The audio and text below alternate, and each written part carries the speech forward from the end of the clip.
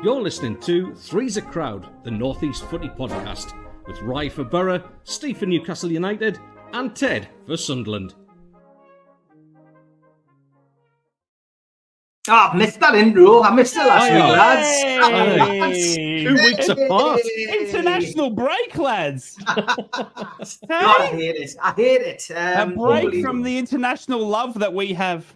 And another month, and then we'll be back into another international break. But yeah, welcome to Three's a Crowd, and it is the only North East football podcast with a Sunderland fan, a Newcastle fan, and a Middlesbrough fan, all getting on famously. Sounds like a bad joke, doesn't it? It definitely does. It definitely does.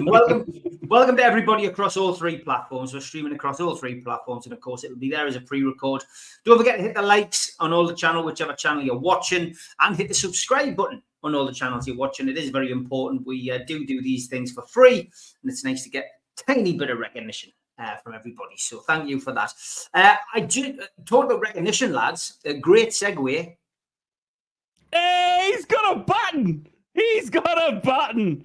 It's made of Lego, lads. It's made of Lego. I didn't make it. Yeah, I didn't make it. It came in bits. But it was nice of them to send us it. And yeah, there's a reward program that YouTube have launched for people who, continue to make content. So, it's nice because they do recognize you and they do thank you. Obviously, the more subscribers, the more views you get, it becomes a job, I guess, in a lot of ways. You're a content creator, but I like the way YouTube are reacting now. They are, sending things out. They're giving us tokens for things, discount off coffees and food and stuff. So listen, thank you, YouTube. Massive thank you for that. And I just want my brothers in football to make sure that they keep on doing what they're doing, spreading the word about Sunderland and Middlesbrough, because, it's great.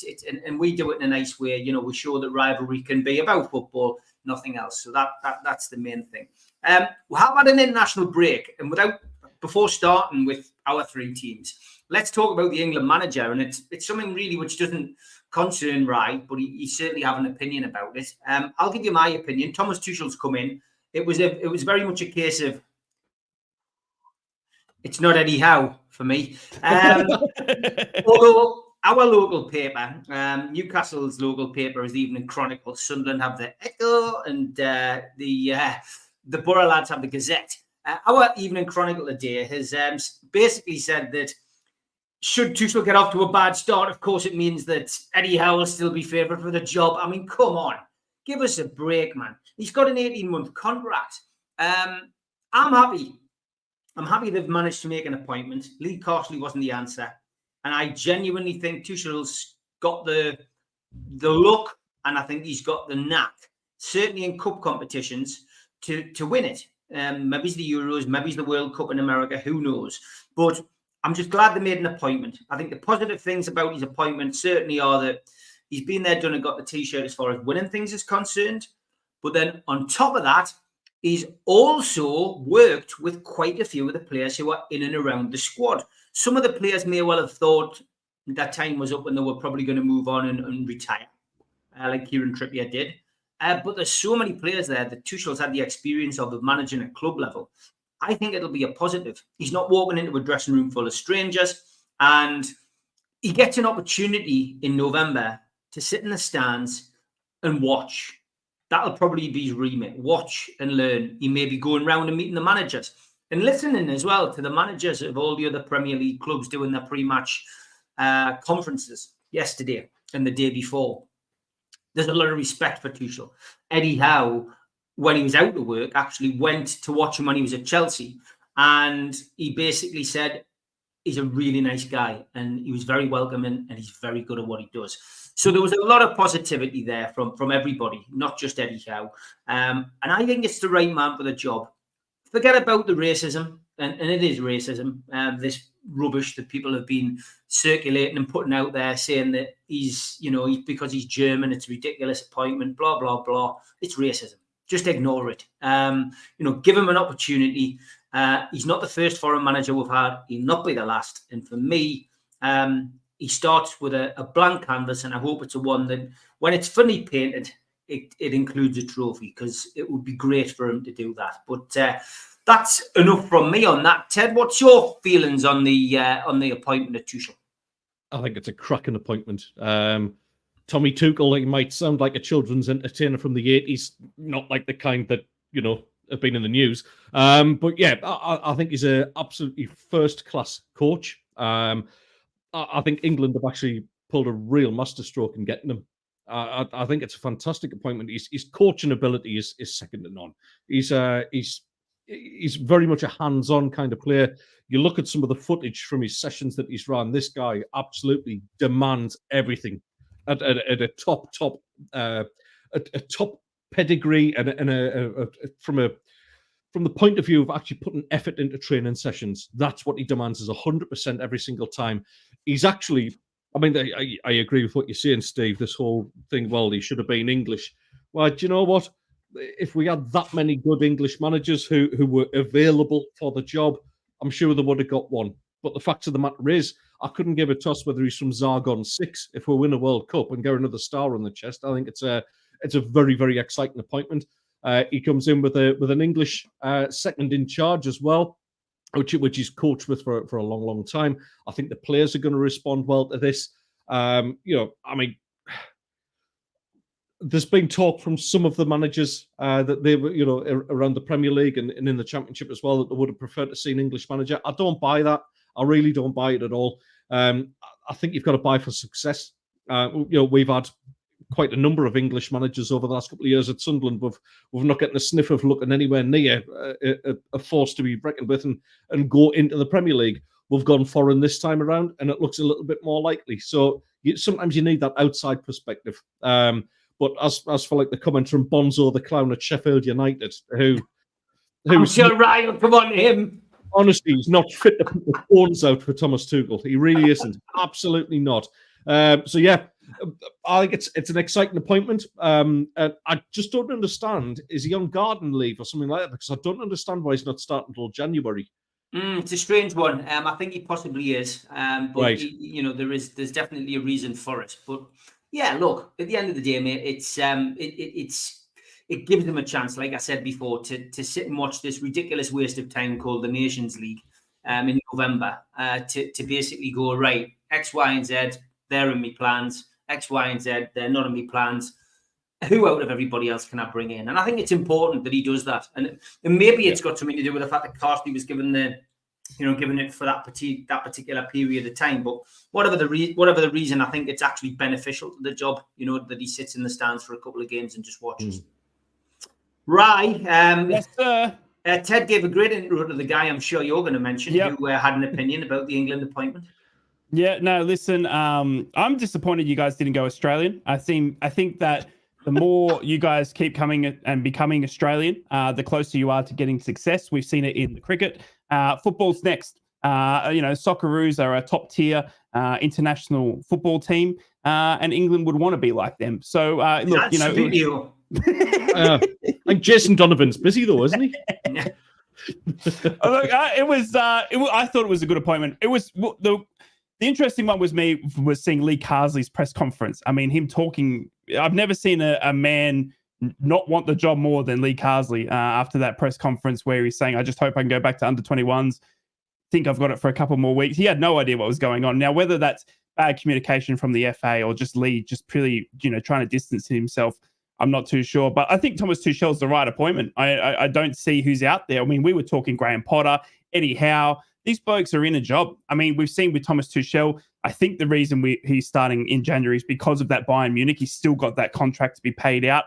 Apparently, that's the reason Graham Potter can't take any job as well, because he's still got a Chelsea contract there that he's still getting paid for, and no one wants to touch and pay that out for him to come and do work. So it's an interesting thing for managers when you see. But look, it's the right man for the job, isn't it? I mean, we've all been worked in a business, haven't we? We've all worked, in some sort of company where you're going to hire the right man for the job. It doesn't. I don't know about you. I don't look at the nationality. I don't look at. Nothing like that when it comes to my working situation. Of, if they're the right person, the right fit, they've got the right credentials, then of course they get a chance. And I think that should be it. And you're absolutely right. It's racism. And I think Chris Wilder. I'm coming for you, mate. You need to pull the zip over the mouth sometimes, mate, because he was the only one that I saw out there in the coaching. Oh, it's just disgusting. Do you know what I mean? He's an English man, you know, he's given his thoughts, you know, great, good on him, but like, it's just like, get behind him. The appointment's been made. By the time they asked people what they thought, Michael Carrick said, you know, it's the FA. And he said, as a player, you just respect the person in charge. You know, the players will do that. Whether it's Thomas Tuchel, you know, Fabio, you know, you've had, you know, international managers in the past, and you've seen some success. So look, it doesn't have to be an Englishman. I'm sure there would be, you know, some sort of pleasure in an Englishman caking you too, but you had Southgate and you kept going to the finals, and you couldn't get that next step. So can Tuchel take that next step, you know, with arguably the best attacking England squad you've seen in many, many years? I mean, we see the depth of that up front. It's incredible. So if he can get them firing, then, you know, God bless him. So, but yeah, no, it's interesting. It's interesting to see. And I think you've fallen behind the Socceroos now. Interesting stuff, interesting times. We will wish them all the best and see what happens. How did the Aussie ladies cricket team come on, says Jodie Toon for Life? Yeah, obviously they must have got beat. I certainly don't follow the cricket, not in that situation. And as for Wilder, Tucknell says Wilder probably thought he should have been offered the job. The guy loves himself. I think Wilder, if you want my honest opinion on him, I think he's bigging himself up for a career in the media, which probably won't be too far away. To be in the media, you've got to be controversial. No. I think that's exactly what he does. Les, he's like, I can't believe it's not Joey Barton. Yeah. Les says, Barton-like. Rye on Chris Wilder. I felt uncomfortable hearing him speak too. And Gary says, if Howe had been given the England job and gone, I'd have wanted Tuchel at Newcastle, which is an interesting thing as well. Thomas Tuchel. Yeah. Kevin Anderson's been a bit naughty here. He says, question to Steve Wraith. Yes. Newcastle United rebuild at St James's Park, rebuild or complete upgrade. But if it means Newcastle needs ground share, so temporary need relocation, either Stadium of Light or Riverside. Well, this is good because we can all talk about this. I know what's coming here. I know what's coming. Yeah, well, no, I'm going to be kind. It's not the first time we've opened the doors for you, is it? Well, it's not. No, you opened the doors brilliantly last season. I mean, we could have the whole thing, whole ground fitted out. Neither ground's big enough for our fans. So to be honest, we'd need Wembley, which is what Spurs did, and we need a bigger ground, but. Are Newcastle fans going to go to Wembley every week for a game or every other week for a game? I would do it. And that's the precedent that was set by Spurs. And I know Spurs only had to go across London, but I think with our owners and the money they've got, and with 2,500, 3,000 fans wanting to make the journey each time, if they wanted to move the ground that much, I think Newcastle's owners could make that generous gesture of paying for away support for those fans who are lucky enough to get tickets. Now, bear in mind, London games as well. We do have a big Newcastle United London supporters group in London who would welcome the tickets. So, in my mind, Newcastle should get the same option as Spurs did. They should be allowed to play at the National Stadium till that stadium gets built, and I think that's workable, and I think most Newcastle fans would go for that. For starters, it would mean we could actually get a chance to win at Wembley.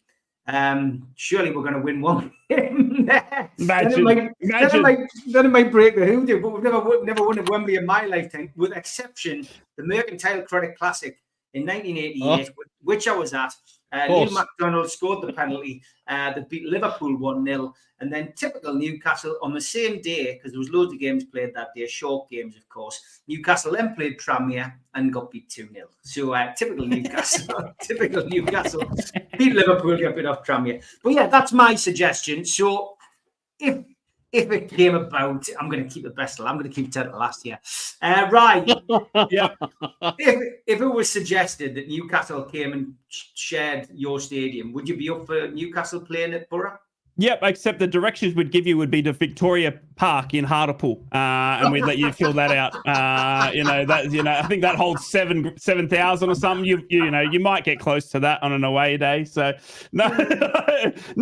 And I mean, look. The Riverside Stadium is the best stadium in the world. So if anyone, we've seen the likes of James Arthur, one of the most fantastic artists of all time, perform there. Do you know what I mean? I nearly swore. I actually genuinely nearly swore there. We had Take That. Do you know what I mean? Absolute just stardom, at the Riverside. So look, you'd be welcome but I just don't think that the Hello Turf would do you any right. And look, in all honesty, Newcastle would need a big stadium. Maybe you got to wait till the Wembley of the North is built, and get on Jim Ratcliffe because he's building that soon apparently still, right? So wait for that to be built. When's the Just Given page going up for that? Ted, thoughts if Newcastle United were offered the chance to play at the stadium? Open doors. I've got plenty of thoughts on it. Not much of them I can repeat on here. I mean, what you could do, you could have your reserve games at the Riverside, and you'd still probably fill the stadium more than what they do for a league game. But I don't know. I feel like with the and it's all right. It's not all Newcastle fans. You know it's banter, but given the clientele, I think Gypsy Green Stadium would be far more.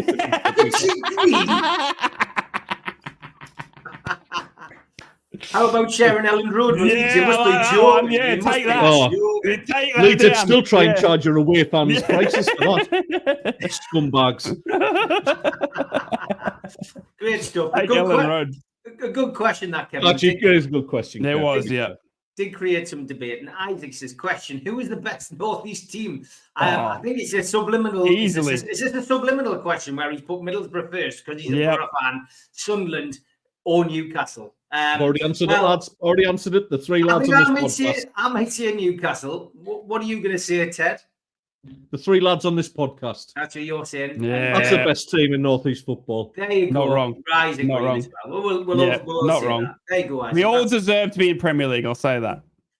Just something higher. Yeah. Okay. We're going to concentrate on the games ahead for our teams now. We're going to start with Newcastle, who are at home today. It's a good old-fashioned 3:00 kickoff, which means there's no live TV coverage for us. And following the international break, we are restarting our Premier League campaign by welcoming Brighton and Hove Albion to St James's Park today. We are looking to extend our unbeaten Premier League home run to 12 games. Now, that's going to match a sequence recorded between May 22 and February 23, of course, under this manager, Eddie Howe. So looking at one of his own records today. As for the team news at St James's Park, well, Eddie Howe was in his press conference yesterday and was in good form, it has to be said. He did confirm the media stories that have been floating around with regards to Kieran Trippier. He suffered a hamstring injury, which is going to keep him out for a few weeks, which is disappointing from our perspective, but it means we've got Tino Livramento back in at right back, who will look to maybe cement the place that he was hoping to cement at the start of the season. Positive news came from Eddie's press conference as well about the forward line. He was asked first about Alexander Isak, and he returns to the squad.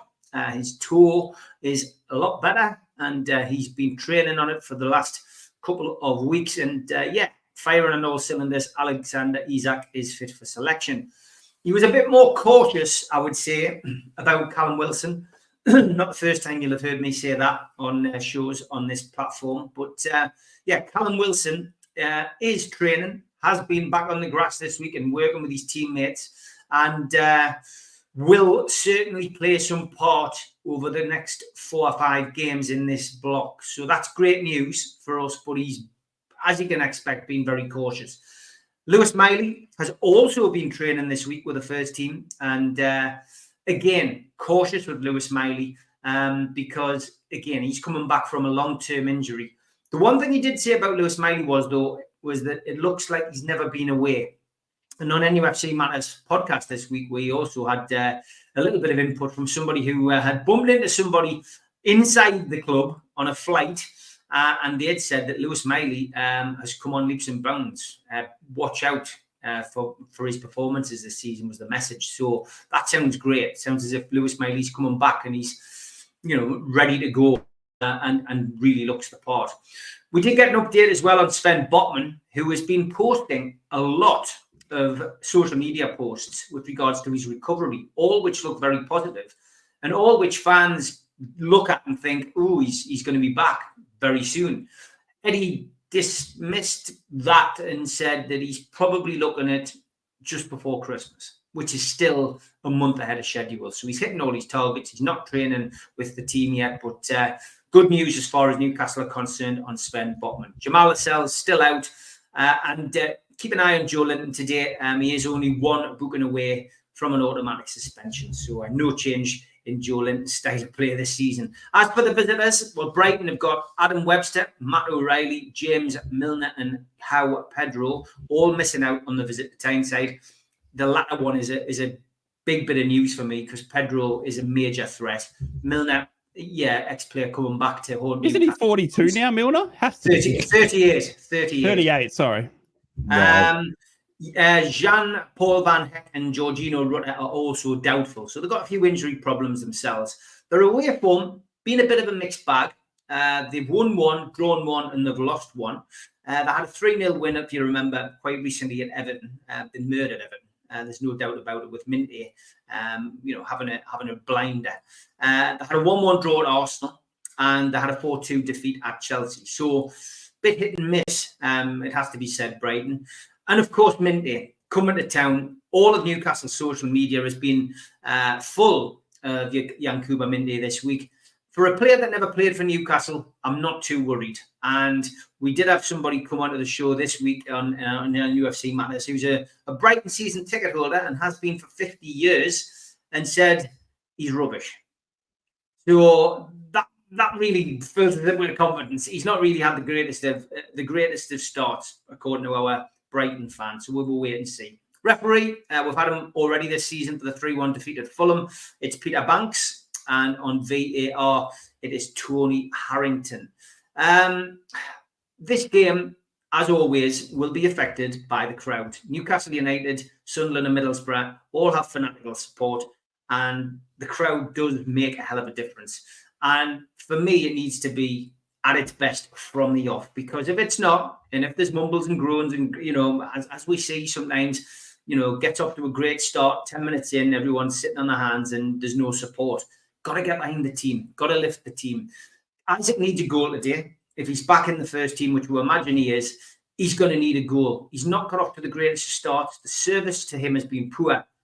But remember the game we played against Everton. Newcastle might not have got the result they deserved, but that performance was the best one we've played this season.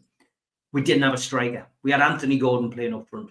If Newcastle can find the same levels and the same level of performance as they did against Everton, Newcastle will win this game today. But they've got to do that.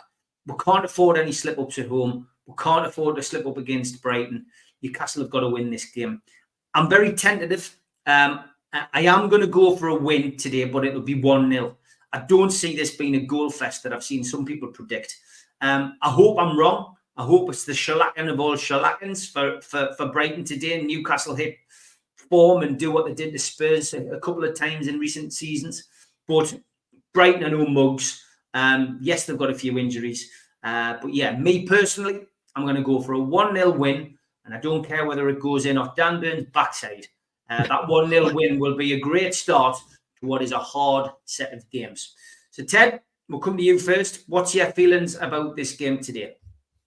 I think you summed it up perfectly in terms of Brighton. I think at home, they're a very, very, very difficult side to beat, and they beat top teams at home as well. Let's not forget that. They've got a really nice blend of talent coming through. Minty obviously was picked up at a decent price they paid for him. But obviously, the partner him up with people like Danny Welbeck, who are just so experienced in the Premier League. And are you drinking a black and white tin? Seriously? There you are. It's me glass.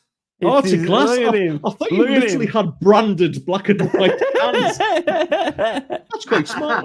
Okay. That would leave a nasty taste in my mouth. For Christmas. Yeah, you're all right. You're all right. Oh, I'll stick with me hip flask. Yeah, listen, Brighton. You're right in what you're saying. They don't travel well at all. A bit like Blue Star beer. It just doesn't go down. I don't know whether it's a confidence thing. You mentioned about the crowd being on the side as well, and I just don't think they have that same impetus when they're not playing at home. So I think it might be a bit of a tricky one. I don't think they'll get the thrashing like what you've done to Spurs in recent games, but listen, they're very, very dangerous on the counter. They've got good players. Yes, they've got their injuries, but the likes of Mitoma can hurt really, really good opposition. Danny Welbeck has always known where the back of the net is. And obviously, with him being a former Sunderland loanee, I'm going to be rooting for him a little bit today. I can't see Newcastle keeping a clean sheet, but I think they've just got too much for them on a home game, certainly. So I'm going to go 2-1 Newcastle, and I hope Danny Welbeck gets a goal out of it as well. It's going to be an interesting one for me. Going to be an interesting one. It's a good game, obviously, on paper. Seeing Isak come back in is a massive, massive boost for Newcastle, and I think that's going to be probably the difference. Speaking of Mitoma, I actually watched him midweek. Australia played Japan in Japan. Mitoma played the full 95 minutes in 85% humidity. He played 95 minutes in 85% humidity. So I'm telling you right now, Mitoma at Brighton today is going to be zapped. Obviously, they are fit boys. They play back and forth, but he has come off Tuesday night where he played in Japan at 85% humidity. So I reckon he's going to be absolutely gassed, as is Riley McGree at the Borough today as well, because that humidity, for anyone knows what humidity does, it just zaps the life out of you. So I honestly think Newcastle can get a win here today because it's in their yard. Do you know what I mean? And Isak comes in as a massive boost. Brighton as well have got, the youngest manager, something I know about well on this podcast, being the young stud.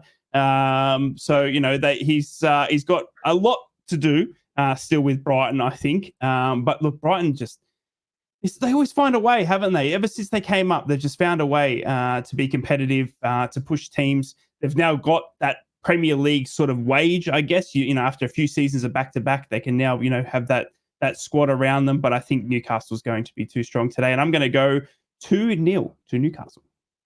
2-0 to the tune. Clean Good sheet. stuff. It's a clean sweep as well for the lads. So fantastic. That's it. We've cursed them.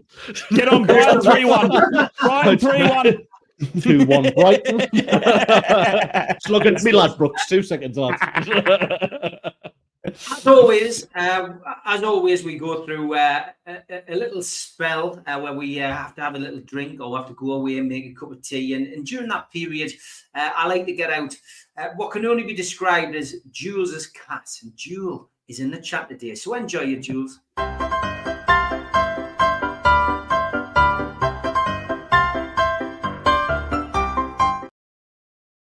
Yes, the German ones did fly in, and I've got to be perfectly honest. Thank you to everybody who sent them, but I'm being very careful which one I pick. And this is the one that I've chosen. England's new dugout. Very good. Very good. Very good. But there was a few which I would never show on here. But the winners this week, I couldn't pick between the two lads. There are two fantastic ones here. Many of you will have heard that poor Alex Ferguson now can't get in the match for free. So I got this one. Need money for a season ticket. That's a really nice Photoshop job, that, to be fair. You smoothed that one. Paddy Power again. Ferguson will always remain welcome at Old Trafford to give television cameras someone to zoom in on during heavy home defeats. And I love the breaking news thing as well. Breaking news, Man United finally sacked manager. Oh, fantastic. Get the football ones in because we do like them, and we always show them on this show because Julie likes to get a cat out.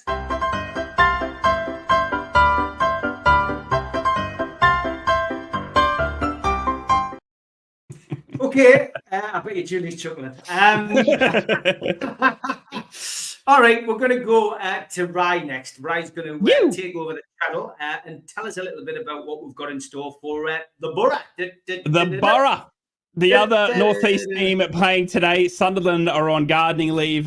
We will be playing at Bristol City at home at the Riverside today in a game that's actually got a bit of emotion, and we'll get this out of the way.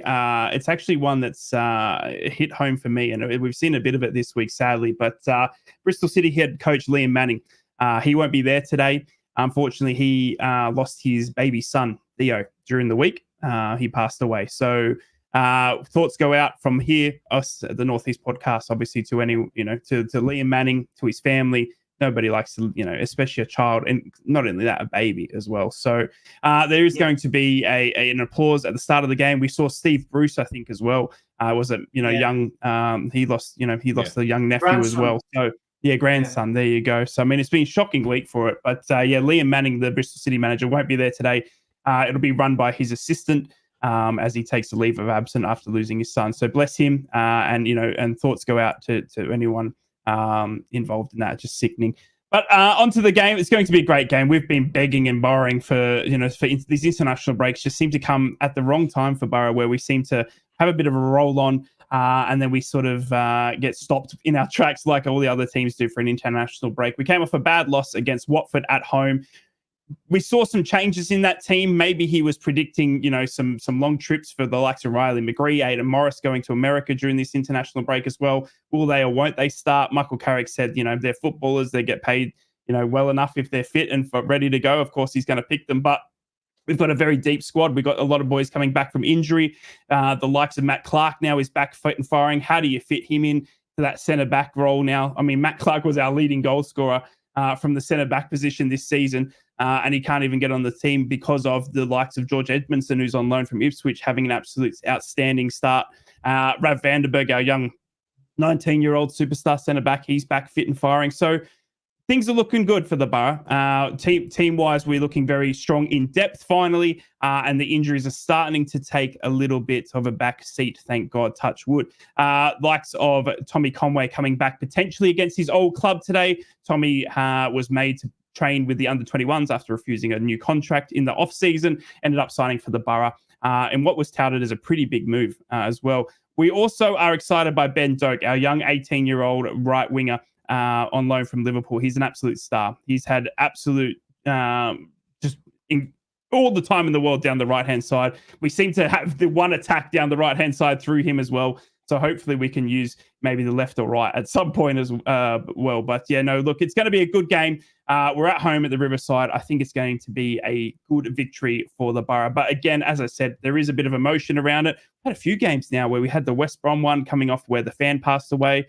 And now we've got this one with Liam Manning missing as well. But look, going for a Borough victory today. I'm going to see Latte Lass score today. He has got a big monkey on his back, so to speak, because the bloke he's doing all the work in front. He's running his heart out, but he cannot get that ball in the back of the net. And I'm looking for him to score today to try and get that, that curse that he starts to feel. You see him praying to God every time he misses, like, when's it going to break? I think it's going to break today in a good victory for the Borough. Okay, Ted, your feelings on this game, Borough against Bristol? Well, I will start by saying that I was watching a little bit of Michael Carrick's press conference, and he was getting harassed. We've Where's it gone? It's no longer three's crowd. Are we just two's company now, or? It's all right. He said his bit. Should we just? I don't know. Should we hide? He's back. Sorry. What did you do? I think my daughter, who's like now pulling herself up, she likes pull herself up. She smacked her down. See, he went offline. Just get off. She's got an infatuation with the modem. I do apologize. Oh wow, excellent. I was just starting to say that I actually watched a bit of the Michael Carrick press conference. He was he's been rudely interrupted by somebody calling him halfway through, which has then revealed itself on social media later on as potentially Rye has been ringing him during the press conferences, Steve. I don't know whether you've seen the video or not. Go and see it on his social media. But yeah, it did give me a little bit of a chuckle. Fair play, mate. Fair play. It was Thank you. Very funny. I loved it. Onto the game. Nah, you've got no chance. I genuinely think something is not right at Borough at this moment in time, and you've hit the nail on the head with Latte Lath, and I think that epitomises what's going on this season. I do wonder whether his head's in the right space since that whole Ipswich talk. I agree. I think the work ethic is there, but I don't know whether it's a mental block or whether it's just not dropping for him at this moment in time. But that's somebody who should be up there with the top end of scorers come the end of the season, and it's just not quite looking like it's clicking at this moment in time. On the flip side of that, Aidan Morris, for me, I think is an absolute star for you guys. I think he's a wonderful, wonderful talent. It'd be interesting to see if you can actually hold on to somebody like him if you don't get promoted this season. True. Because he's got the kind of look about him that I think he could definitely play in the Premier League. I think he's got a bit of class about him, a bit of bite. He's just, a really, really good holding midfielder. And so, that's not going to win you games, though. Ben Doak, I agree, but he's this season's Jack Clark, mate.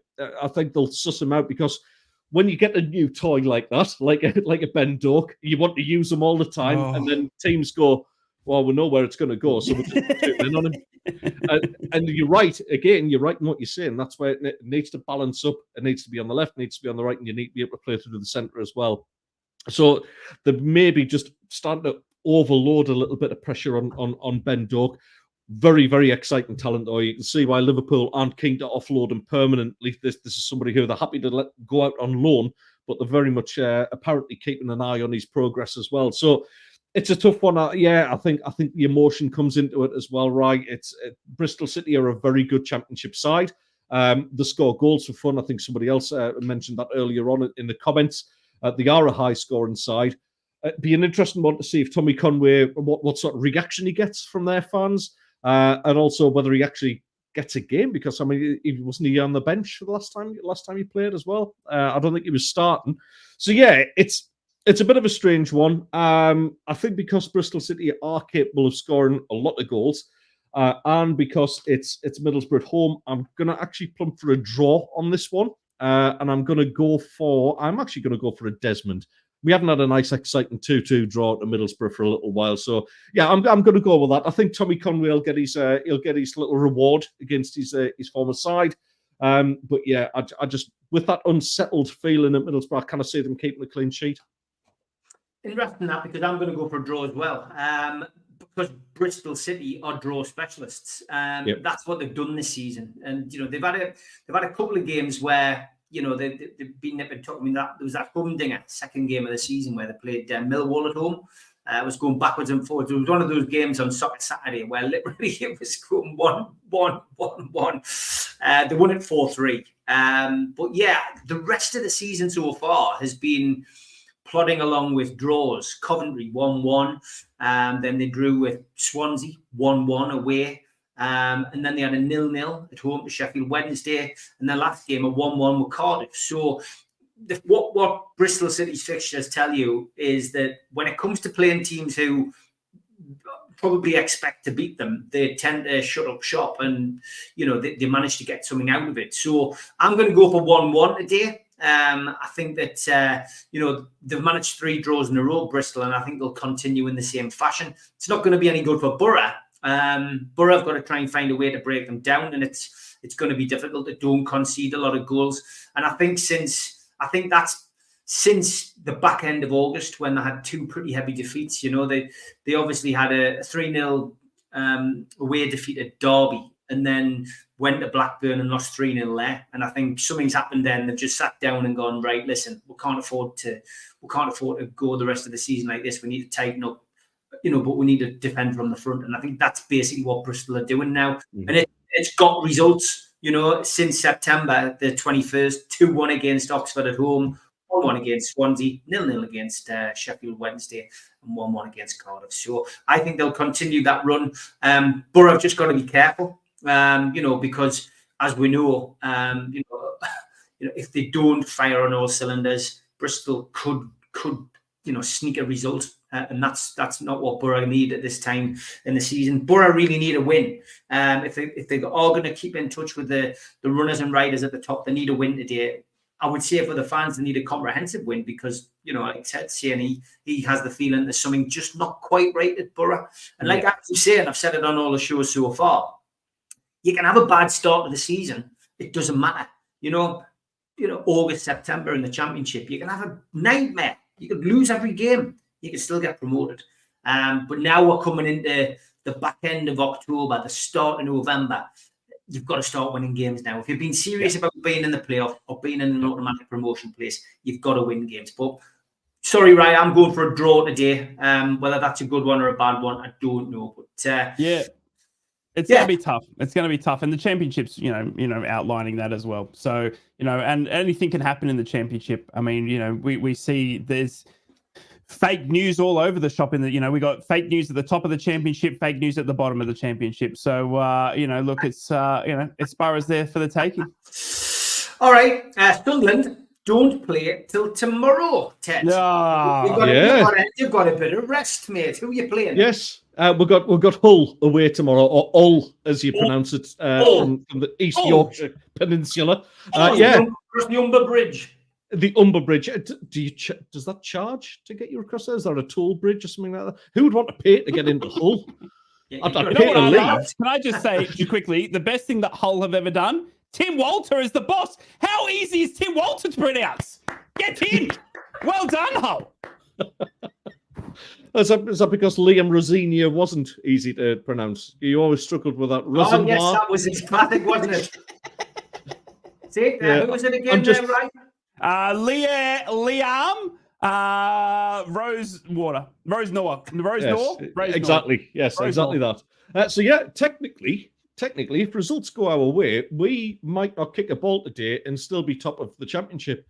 It'll be a nice thought because obviously, it's not going to be Leeds and it's not going to be Sheffield United because they played yesterday. Obviously, Leeds winning that one 2-0.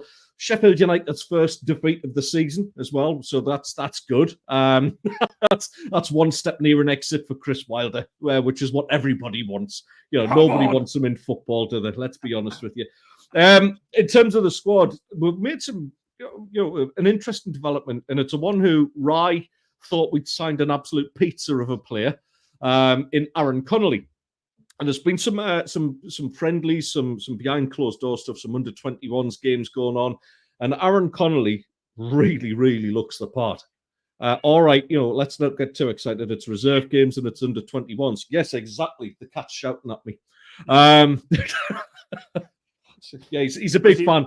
He's ginger as well, so he's talking nonsense. He's ginger. Leave him alone, all right? He's got his boys back. He's got Aaron Connolly's back. No, Aaron Connolly looks certainly physically wise. Obviously, didn't have a club at the start of the season. He's arrived at Sunderland in very, very good shape. The question mark was about where his headspace is at. He gave a very honest and frank interview last week, talking about his own mental health, his struggles with alcohol and things like that, and he does see this as very much almost like a last chance saloon. Really. Saloon, probably the worst word I could have chose out of that one, but never mind. But he's covered the really, really good attitude. He's been talked up by the players and the coaching staff as well. And honestly, I think we've got somebody here who could just be the missing piece in the puzzle for Sunderland, because there's no doubt in his talent. I mean, for Hull City last season, he was exceptional. It was something like 13 goals in 18 starts for them, which for a striker, you can't really grumble with that. He's somebody who can go a long way in football. He's just got to keep his head right now. And I think he's at a place where Sunderland specialise in sort of giving people that next chance or last chance. Patrick Roberts is a perfect example of that, where he was just a little bit, he didn't really have any home, I suppose, and Patrick Roberts now very, very settled at Sunderland and playing some of the best football of his career. Jack Clark was exactly the same, a career that kind of hit the rails a little bit, playing his football back in the Premier League now, of course. So Aaron Connolly is the one who, he will be on the bench, I believe, for tomorrow's game. And I think he could actually turn this game. Hull City are always going to be up and around there. They spent enough money, let's be honest. They're going to be up and around there in the playoff position. So it's a test again for us. Every game's a test in the championship. I just feel at this moment in time, there's an element of confidence about the side. We've got Mayenda coming back in. Wilson Isidore's led the line really well. 2 goals in his last 2 games. But Mayenda, get a bit of competition again. We've got Aaron Connolly in there. We've now got a striker problem, lads, which is, I never thought as a Sunderland fan I was ever going to say this. We've got 3 strikers and we don't know which one to play, so that's great. Chrissy Rigg, Young Player of the Month for the Sky Bet Championship last month. And obviously he got Goal of the Month as well. I don't know whether you saw it right. It was a crafty little backheel against some North Yorkshire club. Yeah. So yeah, I think we're going into this in decent shape. Hull City are a little bit hit and miss. I think under the new management, it's taken time to bed in. They maybe's not hitting the form that they maybe anticipated they did, that they would anticipate they were going to. for me, they should never have got rid of Rosenior because despite he's more difficult to pronounce, he is actually a very good coach and he was getting them playing some decent stuff. So, yeah, we'll see. We'll see. I think personally we'll have a little bit too much for them. I know we had a tough outing last time. We're just getting players back at the right time now. I think we're starting to look pretty solid. I'm going to go for a sneaky 1-0 win tomorrow. Ooh, okay. Right. What's your thoughts on this one? It's a game Sunderland at the top of the league. Hull are floating around your area and Bristol City's area at the moment. Yeah, look, it's interesting to see. Obviously, they're bouncing back from, I think Ted hit the nail on the head. I thought Hull finished just outside of, after spending so much cash on bringing so many good players in, the exit being Ryan Giles, which, Borough fans, you'll be well aware of what Ryan Giles can do. He's still there. So there is a lot of talent still at Hull, and Tim Walter, obviously new boss going in, kind of finding his feet again. Tim hasn't, is a new coach to the England system, but by all, accreditation, he's got such a fantastic resume. So yeah, it's going to be an interesting game. I think, again, look, it's 2 home away games now back to back for Sunderland, and it's 2 tough games. It's Hull and then Luton Town. So it's a good test to see, has it been a fluke, or is it actually Sunderland have found something again under Reggie Labris? So I'm excited to see, and I'll probably end up watching it being on a Sunday and watch Hull City win 4-0. Hang on, I'm going to pull you to task on this one. You're saying it's a fluke. We're quarter of the way through the season. It's not a fluke. It's hard.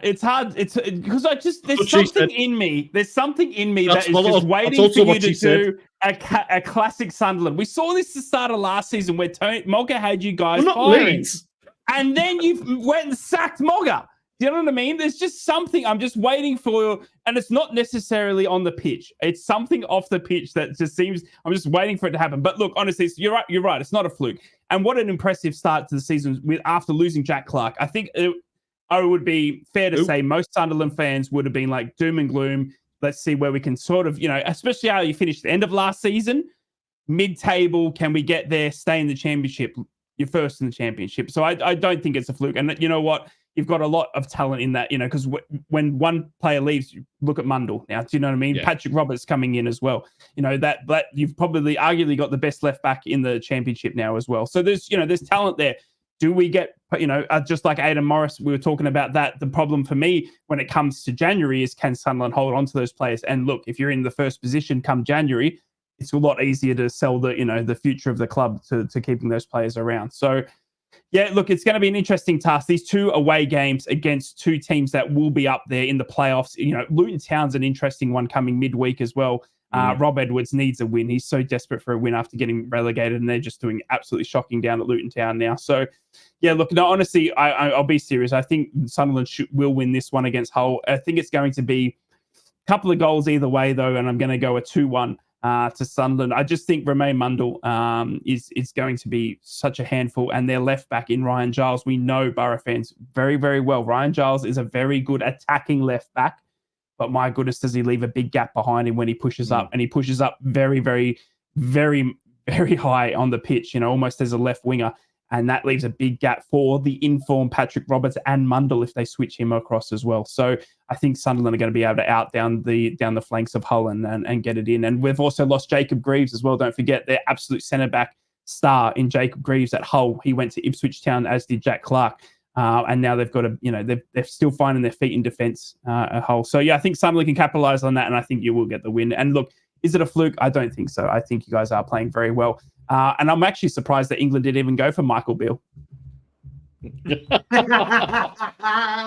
probably complaining on his own website that they didn't. I'll get Chris Whaler's opinion on this. The results that Hull have had, I would call them schizophrenic because they've had such a weird start of the season, and it's found. Try picking this one. It's found them. They're 11th. God knows how when you look at some of the results they've had, but they had that little spell where what happened, I just don't know. But after the defeat against Sheffield United at home. They just went on a goal feast. They beat Stoke away 3-1, beat Cardiff at home 4-1, then went away to QPR, which is difficult a place to go to, midweek as well, 3-1 win. But then that last game absolutely tanked at Norwich, 4-0. And try and predict it. Try and predict it. If you look at that scoreline against Norwich, they've had 2 weeks to dwell on it, basically.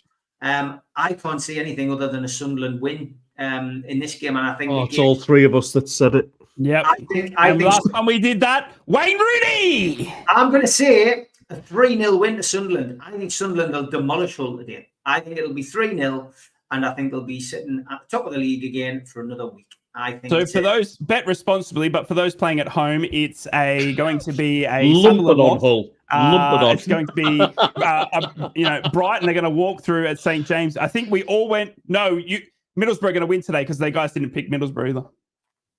Yeah, it's honestly, it's such a hard game to predict that one. But I genuinely think that's going to be. I think that's going to be a resounding win for Sunderland. So.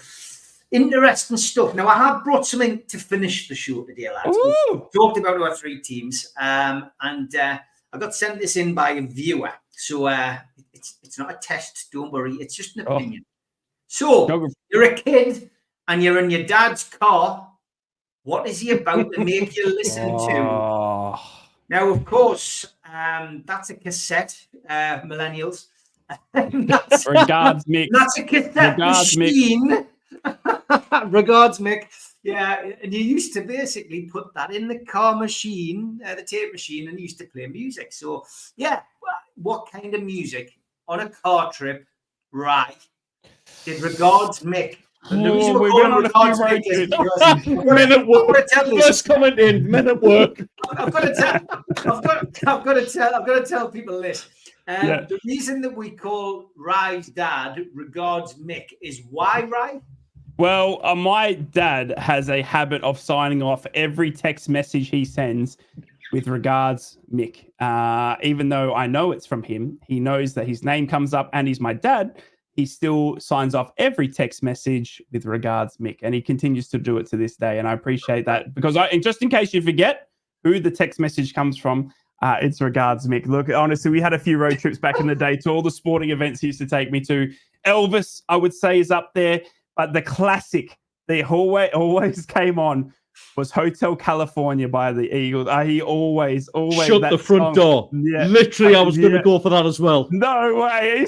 I'm being deadly serious. It's like the dad's song, isn't it? I swear to God, he just put that on and you'd know you're on a road trip with the old man. But yeah, Regards Rick, to Regards Mick, Hotel California. It's funny, isn't it, what song you remember? So, I mean, my dad and my mum had such a wonderful array of music that they listened to. I could pick a million songs, but one that stands out is Jack and Diane by John Cougar Mellencamp. Oh, yeah. For whatever reason, that is like, and that we used to do long road trips. My dad would drive us to Scotland. My dad would drive us to London. And, holiday was in, we used to stay in Cooper and Fife, and we used to stay in Wimbledon, which is where our relations were. So yeah, we used to listen to Steve Forbert, Warren Zevon, Bob Seger, Bob Dylan, the AC/DC, Leonard Skinner, Led Zeppelin, you name it. I mean, literally listen to everything. So some fantastic memories. And when I was in the car with my granddad, it was always the Beatles or Dean Martin. Wow. Yeah. Oh, wow. Yeah. Julie knows that I like to have a sing on this show, but I'm not going to sing today because there's nothing really that there's in there. I'm going to go through the list of things that people have sent in. Sam Thompson wins it by a country mile by saying "Men at Work," of course. For Rye. Roger just quite simply says, "It's a tape." Jules shock. Jules says the Carpenters is what she would be. Another one my dad used to have on in the car. My dad used to take the mick out to me. So there's a song I still love it to this day. So when we used to go to the match, my dad used to pick me up. Mum and dad weren't together. My dad used to pick me up top of the street. And if it was a sunny day, which rarely happens in Sunderland, but sometimes it does, you'd have to have a pair of sunglasses on to watch the match, because obviously you kind of spend the whole game going like that. You've got to have your sunglasses. And my dad used to my dad was just like, he was so witty, so funny, my dad. And he would just always have a cut and comment, like off the cuff, straight away. And he would annihilate me. And literally, he started doing this thing where he had Ray Charles take these chains ready for when I go in the car with my sunglasses on. And he would start and mime as if he was blind and drive the car at the same time, by the way. Yeah. Yeah. Fantastic. But big Mercedes weaving all over the road. But yeah, that one definitely sticks in my mind as Ray Charles take these chains. I love that. Like, absolutely loved it. Good stuff. Good suggestion for a ride here. Jason Donovan and Kylie, especially. Yeah, Yes. classic. Can't go wrong. Another one for a ride. Tom Dixon's was the Beatles, anyway, which is great. Les, the Bay City Rollers. Bit of talk in your life, Les, early doors. Jeez. And the Beach Boys was another one for Roger. Yeah. And this one was from Gary, and this is one that I can sing, Jules. Tiger Feet by Mud. I was in my pram when that was in the charts, singing. That's right. That's neat. Really love those Tiger Feet. I did actually sing as well. My mum and dad were quite embarrassed once when we were walking around Presto's, which was a supermarket. Yes, millennials. And I was in the like the trolley bit where you're sitting, and I'd been listening to Queen. She was 26. And at the top of my voice, I said, "Scaramouche, Scaramouche, does your fanny go bango?" My mum and dad were laughing, but didn't know where to put their face. Jules says we used to listen to Harry Belafonte and Michael Jackson and so on. Yes. And Classic. the big sorry, Jules says Gary. Oh look, Jules isn't happy that I've been singing. Roy Orbison was one by Steve, but I got me. He was two the drive. He says I played the Clash for him. That's great. And Tom we'll finish up, and he says, "Are you not got the trumpet anymore?" Oh no!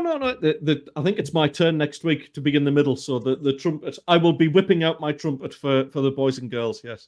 Yeah, that sounds really bad. Can we edit that out? No, it's live. It's brilliant. It's better than our show last night. Bingo.